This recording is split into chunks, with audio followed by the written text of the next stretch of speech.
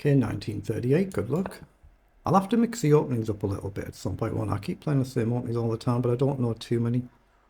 1200 games for my opponent, that's really good. Okay, I'll play the traditional reti with c4. e3 is more fashionable these days to challenge this. Against this you normally do this, and this you normally do this, just as a general broad guide. If you do this, you just got to watch out for a quick queen up move, but it is possible to deal with it with moves like knight up and pawn up, but you just got to be paying that little bit of attention. See, and black could try grabbing the extra pawn, doesn't. So now I'm going to develop this way.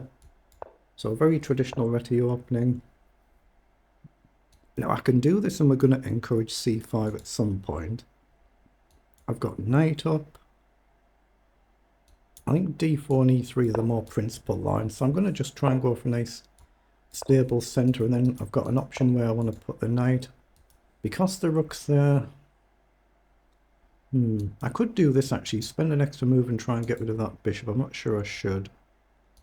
I've got the option to take and maybe bring a pawn across. c5 will go here. I'm going to bring the knight this way just because I can see c5 coming fairly quickly. That's what my opponent's lining up there. How do we want to do this? I'm just going to play knight forward and just try and get into my opponent's half. Just a minor skirmish forward, not much. Now I'm actually looking at whether a4 is a feasible move here. If you take either way, it feels alright. So I'm going to play a4. It gives me the option of bishop up to challenge this bishop if I feel like I'm not making any progress. Now here, I've got the option to maybe take and I still guard my knight. I could just obviously trade. I think I'm going to play this knight across. The problem with this knight across is my knight could get trapped at some point. But I'm going to do it so one knight guards the other.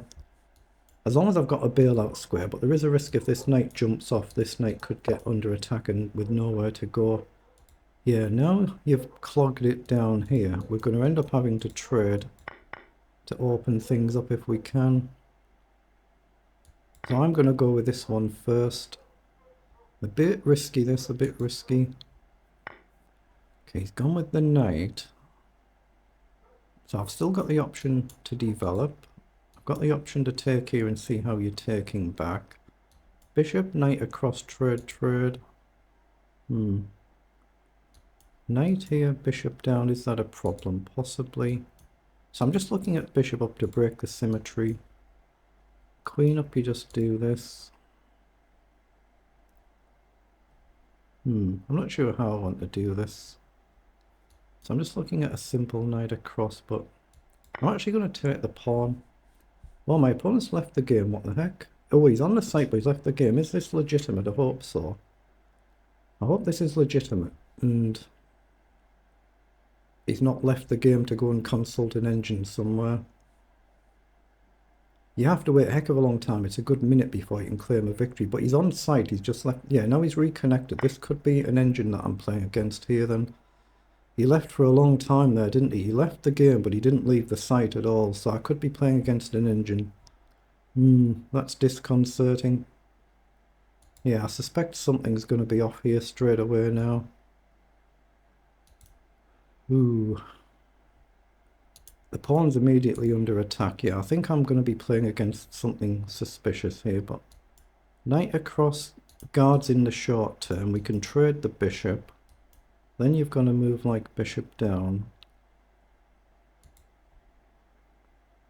Knight back is the same sort of concept, but you can imagine walking into a pin.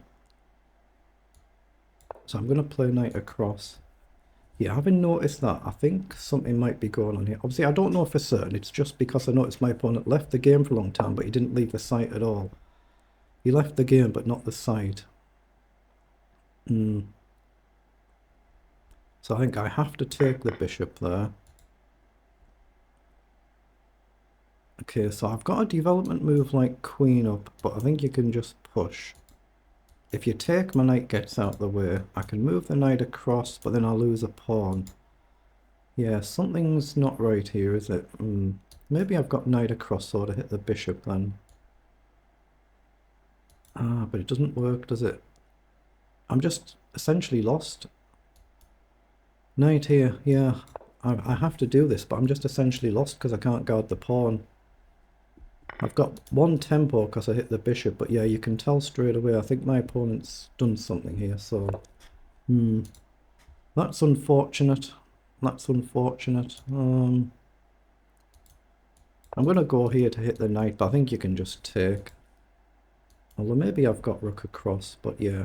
It's thrown me completely seeing that. I think I'm playing against an engine here, so... That's unfortunate.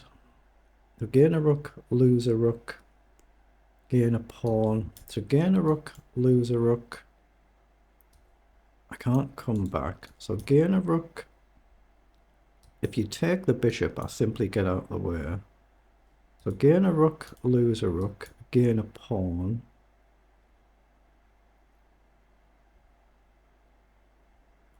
Lose a bishop. So gain a rook, lose a rook.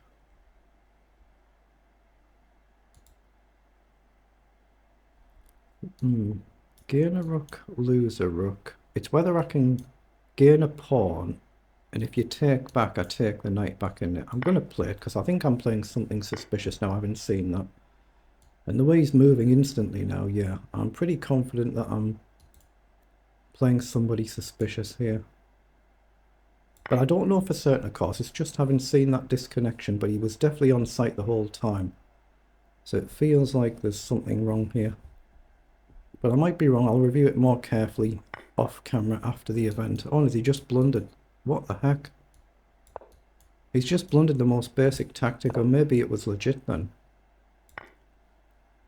He's still very much in the game as long as he gets his knight back, but the pawn's hanging as well as the knight. But yeah, it throws you when you see that, because he left the game for a long while for some reason. Now I can just take the knight. And his position's just collapsed. Maybe it was legit then. It didn't feel like it at the time, did it? Maybe that was legit. Why he left the game like that? You shouldn't do that when you're playing a game. It looks very, very suspicious when you do that, even if it turns out not to be. So we'll put it through the engine.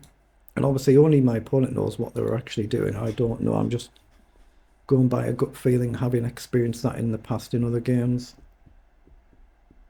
So I'll put it through the engine and see what the engine says. Of course, if my opponent was perfectly legit there, then obviously they're perfectly legit. You never know for 100% certain. So I'll just put it through the engine and see what it says, but... Okay. So I do have a blunder here. But I was actually never really that much worse, was I? I'm minus 0.8 here in this position with e5. And that puts me back to actually level. So it was correct to take the bishop. Knight f5 was correct. Queen takes... Oh, I've missed the free bishop there. I've played it correctly. That's why I played it. And then I just forgot I took the queen back. I've just missed the free bishop. That's why I played it there, to attack the bishop as well. So I had the free piece and didn't take it. So that was my only blunder. I just had the free piece. I played it actually well. Didn't take it. But then bishop up was correct.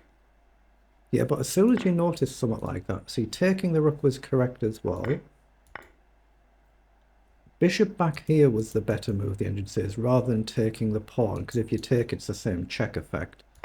But I could see that potential tactic, grabbing the pawn, and I'm still +3 better actually here.